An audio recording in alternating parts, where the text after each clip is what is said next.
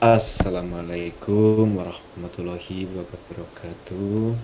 Selamat pagi, siang, atau sore atau malam kepada rekan-rekan yang menonton video presentasi dari kelompok kami.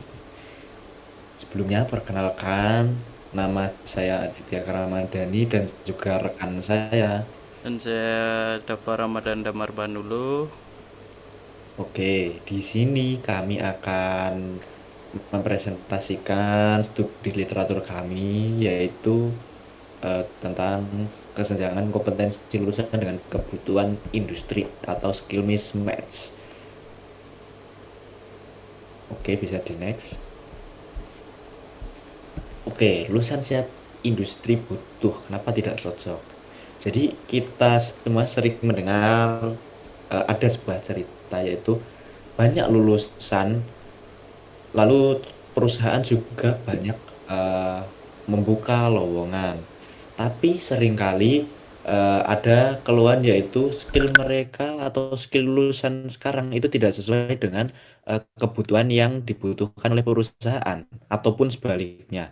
Nah, kesusahan mencari kerja yang pas dengan ijazah juga menjadi masalah yang sangat-sangat susah untuk dipecahkan.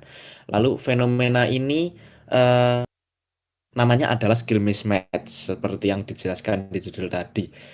Eh, Indonesia sekarang ini juga akan menghadapi yang namanya bonus Gavi di tahun 2045, di mana angkatan orang yang kerja akan sangat melimpah.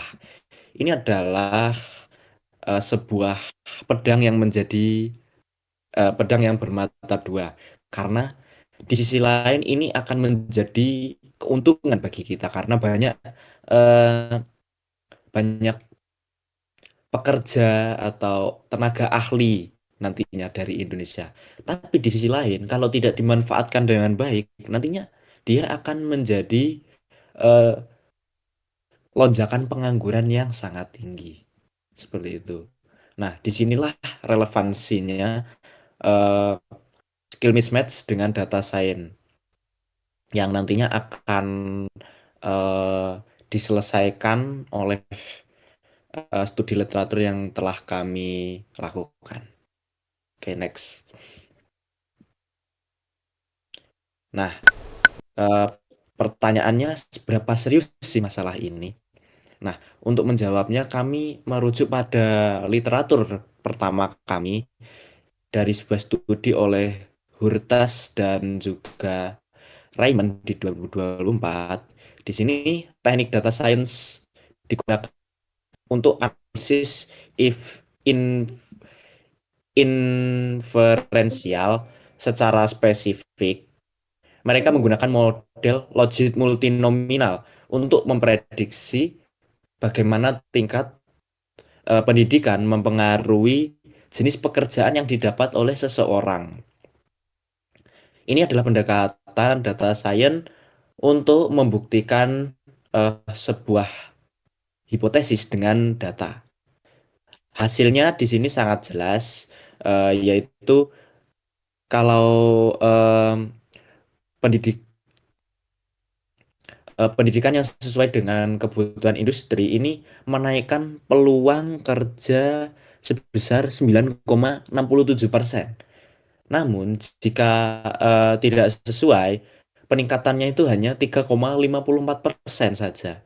Nah, angka ini bukanlah sekedar statistik ya, tapi selisih ini sangatlah banyak. Eh, Seorang yang menghabiskan waktu sangat lama untuk pendidikannya, untuk belajarnya, namun eh, ketika dia salah arah atau salah memilih jurusan, ia cuma mendapat kesempatan hanya 3,54%. Nah, di studi ini menggunakan data survei internasional yang sangat kredibel, yaitu PIAAC, sehingga semua temannya ini bisa dipertanggungjawabkan. Next. Oke, setelah masalahnya terbukti, bagaimana sih data science bisa menganalisisnya? Nah, di sini di studi literatur kedua kami mendapat sebuah jurnal survei oleh Rahel dan juga kawan-kawan di 2024. Mereka merangkum 101 penelitian untuk memetakan teknik data science apa saja yang digunakan untuk membaca perkiraan di industri dari jutaan lowongan kerja online. Teknik utamanya adalah NLP dan skill embedding. Nah, kita bayangkan ketika kita eh, mengajarkan komputer untuk membaca seperti manusia, bukan hanya eh, mengenali kata-katanya, tapi juga memahami konteksnya. Selanjutnya, topik modeling yang secara otomatis mengelompokkan ribuan deskripsi pekerjaan ke dalam topik-topik utama seperti big data, lalu manajemen proyek, dan juga eh, machine learning untuk klasifikasi teks, di mana kita melatih model untuk otomatis mengenali apakah lowongan ini membutuhkan skill yang spesifik atau skill tertentu atau tidak, seperti itu. Next. Nah, selanjutnya yaitu setelah kita menganalisis semuanya, kita di sini beralih ke solusinya. Dan di temuan ketiga kami yaitu yang diteliti oleh Zhang, di sini tidak hanya menganalisis tapi juga membangun sebuah sistem. Di sini data science tidak lagi hanya menjadi alat analisis, tetapi menjadi mesin solusi. Jadi mereka merancang sebuah framework canggih yang menggunakan teknik deep learning, yaitu model AI bernama SALSTM. Ini belajar dari dua sumber data, yaitu kurikulum kampus dan lowongan kerja industri. Yaitu di sini ditujukan untuk menemukan di mana letak kesenjangannya secara presisi. Kenapa ini inovatif? Jadi karena kurikulum universitas biasanya itu lebih cenderung kaku dan butuh waktu lama untuk diubah. Nah, di sini framework AI ini menawarkan solusi yang lebih dinamis dan bisa memberikan hasil secara real time. Selanjutnya yaitu slide selanjutnya. Nah, di sini terbukti hasil setelah menggunakan pendekatan data science ini berhasil. Nanti sistem yang mereka bangun ini tidak hanya menemukan masalah, tetapi juga memberikan output berupa rekomendasi kurikulum.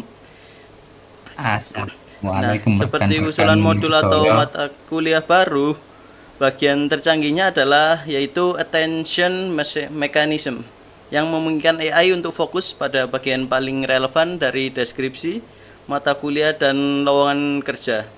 Jadi ini mirip seperti cara mata kita otomatis mencari kata kunci saat kita melakukan membaca buku secara tepat. Nah, di sini yang paling penting yaitu performa model ini sudah teruji dengan tingkat akurasi yang telah mencapai 96,2% dalam memberikan rekomendasi yang tepat. Dan ini menunjukkan bahwa model deep learning ini sangat efektif dalam menjalankan tugasnya. Selanjutnya, jadi kesimpulannya yaitu di sini studi literatur kami menunjukkan alur solusi yang sangat jelas, yaitu data science berperan di setiap tahap pertama, yaitu membuktikan masalah, dan yang kedua yaitu di sini menganalisis secara mendalam dengan NLP dan machine learning, dan yang ketiga yaitu di sini data science menciptakan solusi proaktif dengan AI yang canggih. Nah, di sini yaitu ini adalah momen pergeseran dari pendidikan berbasis asumsi ke pendidikan berbasis data. Jadi apa sih artinya ini bagi kita, khususnya untuk universitas kita ini? Yaitu di sini artinya kita lebih memiliki peluang lebih besar untuk mengadopsi pendekatan serupa. Kita bisa memulai ini dari skala kecil, yaitu dengan menganalisis kebutuhan industri yang ada di Jawa Timur sekarang. Misalnya nanti hasilnya bisa menjadi masukan langsung bagi pengembangan kurikulum di program studi kita ini. Nah, ini menjadi langkah konkret untuk memastikan lulusan kita menjadi pilihan utama yang akan bisa bersaing di pasar kerja di tahun-tahun ini. Selanjutnya, nah, tak terasa kita setelah kita telah memasuki akhir dari slide presentasi kali ini. Jadi mungkin cukup sekian yang bisa kelompok kami sampaikan. Mungkin ini masih kurang karena kita masih terbatas dan masih mempelajari tentang data science. Mungkin seperti itu, kurang lebihnya saya mohon maaf. Wassalamualaikum warahmatullahi wabarakatuh.